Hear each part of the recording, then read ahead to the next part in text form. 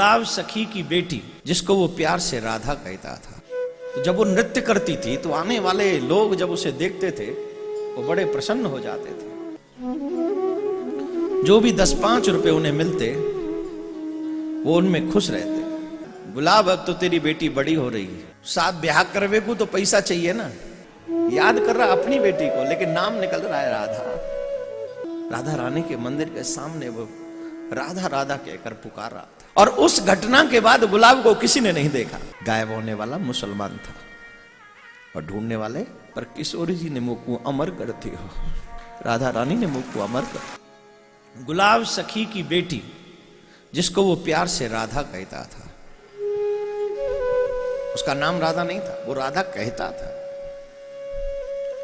और जब वो राधा कहता था तो जब वो नृत्य करती थी तो आने वाले लोग जब उसे देखते थे वो बड़े प्रसन्न हो जाते थे, बड़े प्रसन्न होते थे। जो भी 10-5 रुपए उन्हें मिलते वो उनमें खुश रहते, उसी में वो खुश रहते।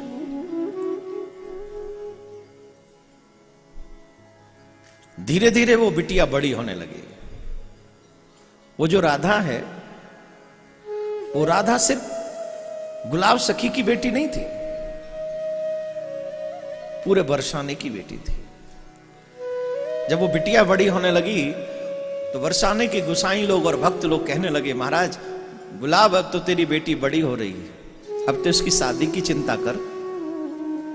तो गुलाब सखी कहते अब सखी तो भावना आ जाती दूसरी। गुलाब कहता कि महाराज साथ ब्याह करवे को तो पैसा चाहिए ना, ब्याह करवे को पैसा चाहिए, कैसे होगा ब्याह?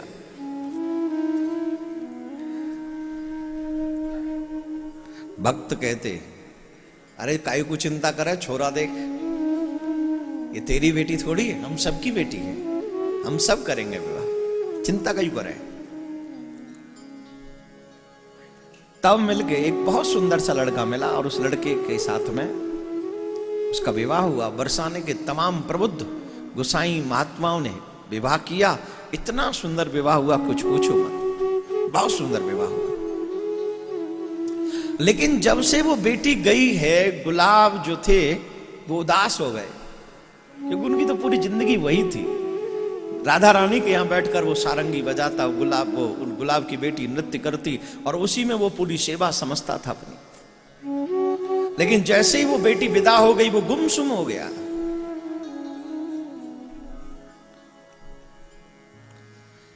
वो रोने लगा, राधा राधा पुकारने लगा। अब रात में उसे नींद नहीं आती, उसे बेटी याद आती है, राधा याद आती है।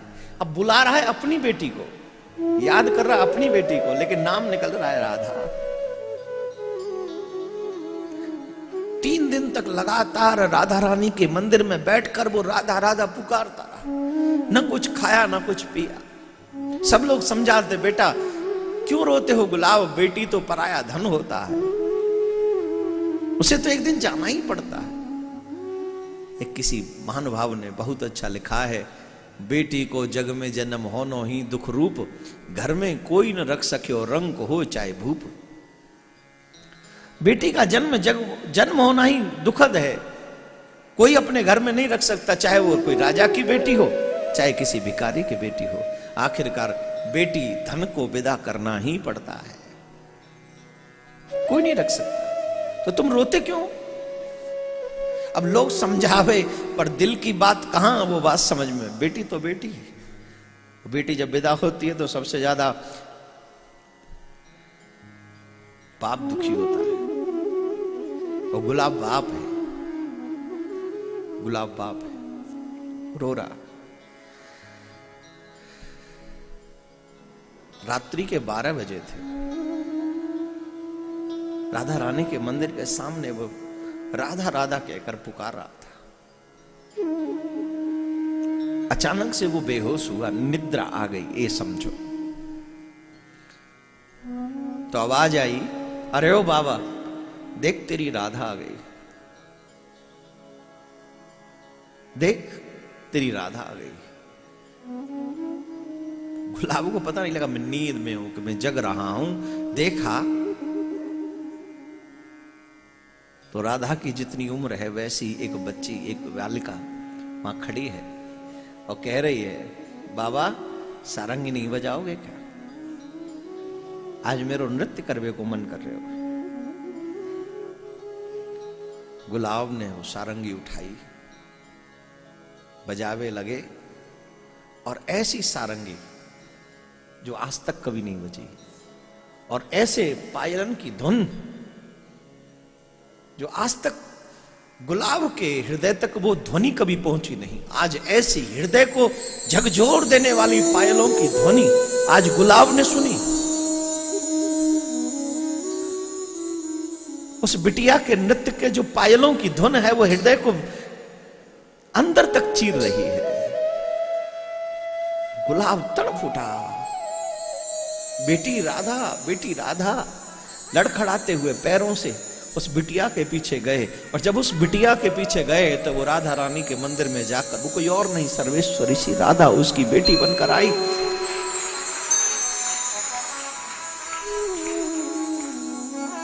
उनकी बिटिया राधा बन के आई। और उस घटना के बाद गुलाब को किसी ने नहीं देखा। उस घटना के बाद किसी ने नहीं देखा। सब लोग ढूंढते रहे उस गुलाब को।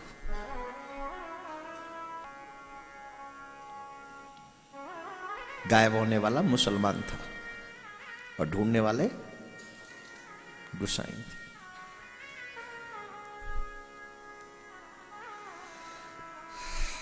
सबने सोचा कि शायद बेटी के वियोग में गुलाब शरीर छोड़ दिया।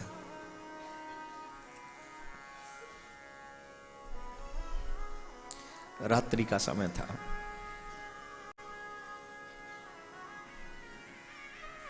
किशोरी जी को शयन कराकर गोसाई जी जा रहे थे। आवाज आई, गोसाई जी राधे राधे। झाड़ी में से आवाज आई, गोसाई जी राधे राधे। मुड़ के देखा, कौन? गोसाई जी ना पहचाने हो? कहा, मैं तुम्हारो गुलाब। और झाड़ी में से गुलाब निकल के आ रहा है। गोसाई जी डर गए, अरे गुलाब तू तो मर गए हो। गुलाब ने कही, दुनिया की नजर में मर गो, पर किशोरी जी ने मुझको अमर करती हो, राधा रानी ने मुझको अमर कर।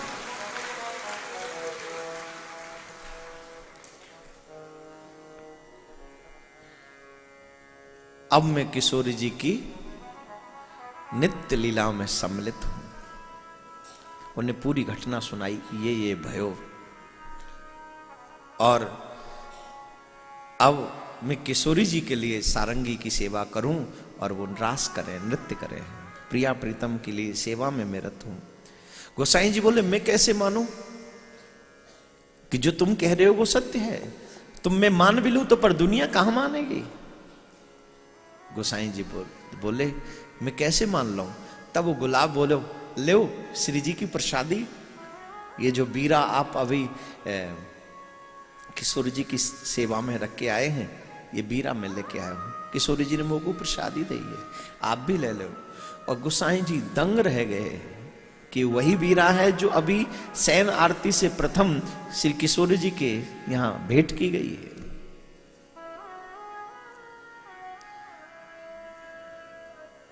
गोसाई जी बोले, गुलाब तू रहे कहां है? बोले, मैं फलाने चबूतरा पे रहूं, आजवा को नाम गुलाब सखी चबूतरा है। सब लोग जाके वहां प्रणाम करते हैं। गोसाई जी प्रणाम करने लगे, गुलाब तेरे चरण कहां है, मैं तो को प्रणाम करूं? तू तो किशोरी जी की नित्य लीला में सम्मिलित है गो भैया। तब गुलाब कहे, आप ही के संग को असर है, आप लोगन को संग करो तो श्यामा जी की कृपा प्राप्त है गई, किशोरी जी की कृपा प्राप्त।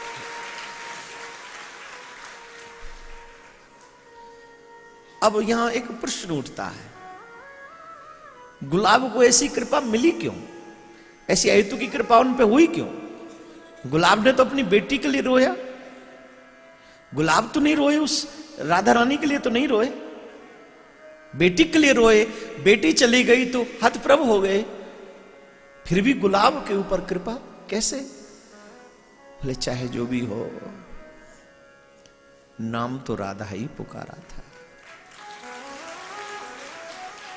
चाहे जो हो, द्वार तो किशोरी जी का ही था। चाहे जो हो, आसरा और भरोसा तो राधा रानी का ही था।